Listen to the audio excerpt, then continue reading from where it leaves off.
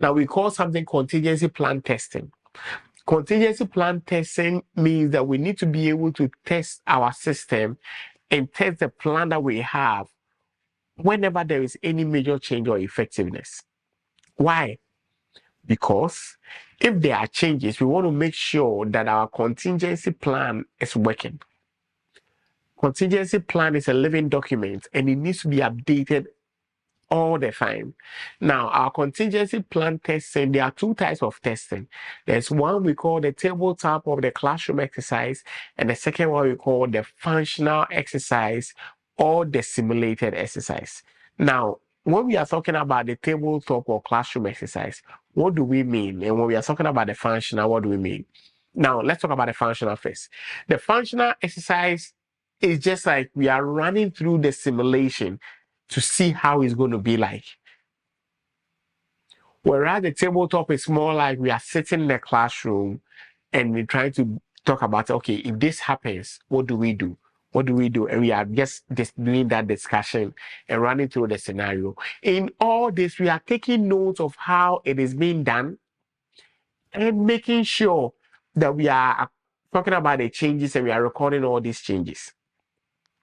Now, a functional exercise, also known as the simulated exercise, is that type of emergency preparedness drill that simulates a real-world scenario to test the response capability of individuals, teams, or organizations. Now, these exercises typically involve realistic simulation of emergencies such as natural disasters, cyber attacks, public health crisis. And we do this to evaluate how well prepared an organization is. Now, let me give you a scenario. Imagine that a large organization conducts a simulated cyber attack exercise to test its incident response capabilities. Now, the exercise involves creating a simulated cyber attack scenario, such as a ransomware infection or a data breach, and then observing how the different teams within the organization respond to the incident. Participants may be required to assess the situation, communicate effectively, implement the incident response procedure, and collaborate to mitigate the simulated threats. Now, what is the outcome? Through the simulated exercise, the organization can now identify strengths and weaknesses in its incident response process and will be able to evaluate the effectiveness of the communication channels and coordination among teams and identify areas of improvement in training, procedures, and technology. Tabletop. Now, when we talk about a tabletop exercise, what we are saying is that it's known as a classroom exercise. Now, this is being done like a discussion-based activity. Now, this activity stimulates emergency situations in a non-threatening environment.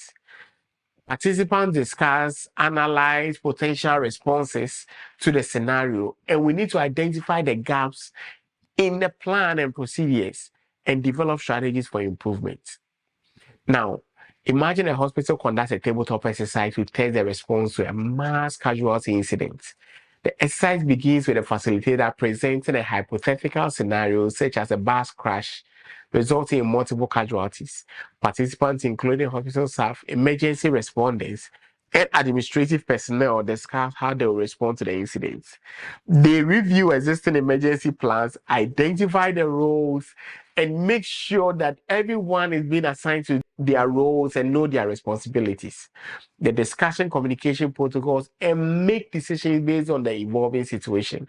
And so now you see that everybody are taking their position. Okay, we need to do cars for them. These are the nurses, doctors, surgeons. We need all these people on site. We need the emergency team who are carrying the people from the ambulance all the way to the rooms. And the outcome, what came out of it is that through the tabletop exercise, participants gain a better understanding of their roles and responsibility during an MCI, identify the gaps in the emergency plans and procedures, discuss potential challenges and solutions, and develop the action items for improving preparedness and response capabilities. Now, you could see that this exercise fosters collaboration, communication, and coordination among stakeholders and help build a more resilient healthcare system. And so functional exercise and tabletop exercise are both valuable for testing emergency preparedness, evaluating responsibility, and identifying areas for improvement. While some organizations or while functional exercise organizations prefer functional exercise because it simulates real-world scenarios to assess the response. Remember that tabletop exercise also facilitates discussions and analyzes the emergency plans and procedures in a way that it makes so much sense and it's easier for them. Because when you do the tabletop, what you realize is that you see a lot of the gaps, then now you fill it up. Both exercises contribute to enhancing organizational resilience and readiness to be able to respond to effective emergencies.